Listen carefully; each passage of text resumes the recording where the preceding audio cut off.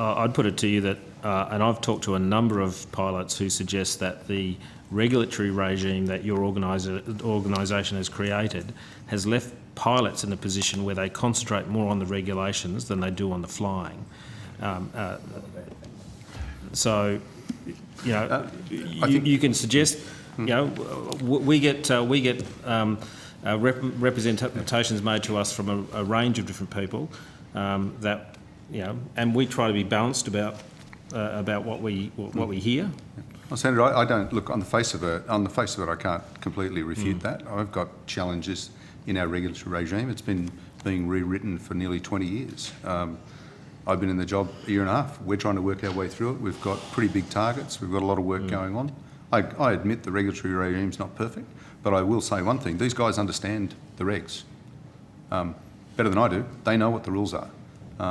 It's important to them they know what the rules are. The charge, they might not be perfect. I don't have any specifics, but you know, it's the policeman pulling you up in a roadside breath test, and you don't blow, but you know, call him a name out the window, and the next thing, of course, is your taillights out. I mean, this is, and I don't have any specific examples of that, but you'd be well aware that, you know, and I'm not laying the charge at CASA, but you'd be well aware that you are not on the Christmas card list of Chair, many people in aviation, pilots. Chair, I agree, but I think that we've been working on those things time and time again, and we deal with issues like that when they occur. I do. A number of people are no longer with us that were with us when I arrived, and we will continue to deal with them. But I do have. Every time I run into somebody who's got a friend of someone who something happened to at some point in time, and at least half of those or more that I track down are there's a fair bit of fault on both sides, let me say. Does CASA have any internal ombudsman sort of capacity? We have an industry complaints commissioner who reports directly to the board, Chair. No, but I'm talking about someone active. If someone in this circumstance on day 3 thinks that, and I'm not going to direct this to you, Mr. Campbell. I've heard nothing that suggests you weren't doing your job on the basis of what we know. But if someone says, look, this is, you know, getting a bit spurious, is there some mechanism where these operators can go to CASA and say, look, I want to declare an ombudsman position to come and review this? They do. They actually go to the complaints commissioner. It is a set up separate organisation, and he does investigate. If I go to the case with Mr. Campbell with regard, I'm talking about an immediate response, Mr. Carmody. If he gets a complaint this morning along these lines, saying, look, my whole company's down, you know, it's causing financial. We do actually deal with that operationally. If I can give you an example, the allegations are made that the relationship between Mr. Campbell and the operator might be too close. So for the next audit that we send in, we ask Mr. Campbell to step aside, and we bring people in from other states to run the audit. And we do that very, very quickly. We did it in this case, and I've done it with many others. And I'm not for a moment suggesting that Mr. Campbell did anything wrong. Rather, I'd like a peer review. It's a peer review. Where someone suggests that, and I'm not going to use Mr. Campbell as an example, but someone suggests that there's some unfair treatment, that you're dragging your feet, you're trying to make it difficult. No, I'm not. They come to us quite often. I'm not laying the allegation to you. No. I'm asking because when it's a commercial operation, I mean, I think we've all got sympathy, their misdemeanours aside, for an operation that goes down for 6 weeks. You know, the economic impacts of that. Is there no fast-track manner for someone to say, look, I'm having trouble with Fred or Betty, they've been unreasonable to me, can you just send someone out to have a snapshot of what's happening to see whether there's any validity to it? Now, there's many organisations who have that capacity. As you know, I'm a retired police officer. You know, they were coming around the corner as I was going out the back door to review complaints. I've just been advised that in this particular case, for example, just because it's an exemplary case, we did that. They requested a particular inspector go and have a look at this organisation rather than Mr. Campbell. That's a good case in point. Very quickly, and we turned it around and we put that inspector on the charge as the lead. He's finding findings as well. So, and that's quite often what. So sorry, how does that fit? So Mr. Campbell's far in. He steps aside from the certificate. They ask. The FalconAir people ask. They come to us and we said, can I have Mr. Jones We And think there's an apprehension of bias here. Can we have someone else? And if we've got an inspector around and we can No, do no, something, I'm really interested in this do as a that. case sample. So what happened then? Mr Campbell stood down. I don't mean any reflection on you, and the new inspector went in. I avoid contact with FalconAir, and it's delegated to another certificate team manager. Mr. Campbell's got plenty of other operators to look at, so he just steps aside. Sure. And So, doesn't. so you send an equivalent inspector, not someone who's My subordinate? manager then takes over the tasking. Your manager above you took over Yep. the task.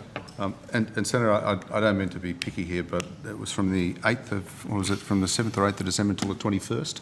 So they weren't actually off for 6 weeks. They might not have been able to do everything they wanted to do, but in terms of capability that was available, it was available back on the 21st of December, and we made sure of that. There's quite a literature, Senator, of organizations in Australia and elsewhere, certainly elsewhere, where the planning for proficiency checks, because it is a time impost, is problematic.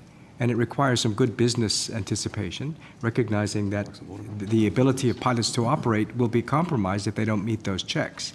And so part of the good business practice is, gee, these guys have to have these checks at these times. I need to plan ahead for that. So without minimizing the impact and without minimizing the inequities that people who benefit from those services might experience, if a person makes poor business judgments, sometimes the So consequence... how can someone go for a year? I mean, if do you not have a bring-up system? Like if I don't pay my rates quarterly, they pretty quickly cut my water off, right? Great. Or they get me a letter and say, I'm going to cut your water off. Great question, Chair.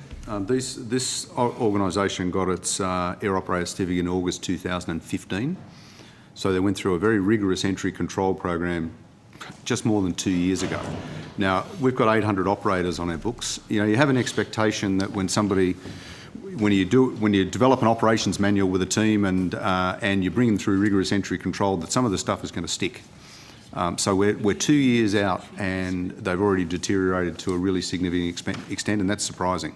We would have expected to be looking at them in this year.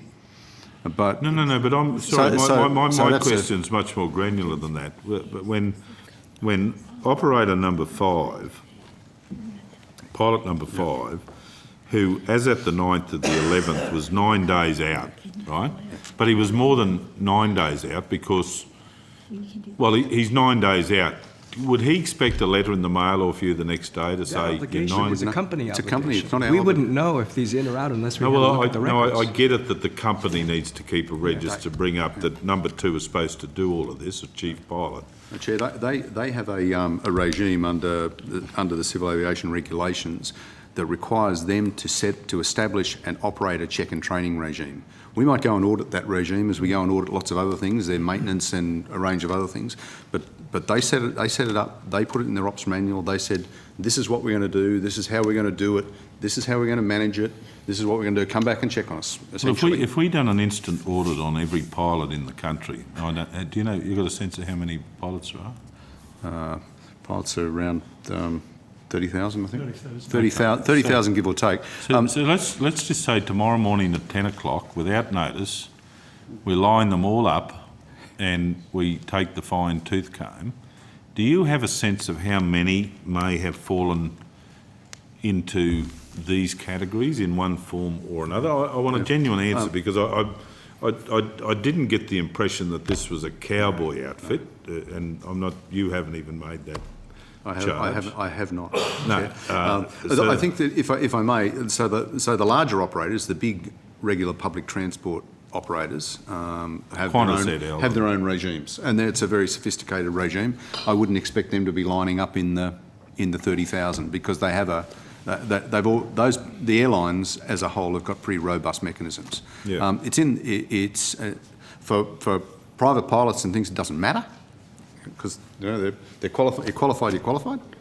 Not quite, but so it's in the middle order that you would find a few. And I think that what we've found from this is, and one of the things that we're going to be looking at a lot harder as we go and do our periodic audits is in the midst of check and training regimes and see whether or not the lead indicator that we got from this operator is actually a lead indicator to an industry issue. So I really can't answer your question. We've actually asked ourselves the question to see where this leads us and whether or not it is a systemic issue or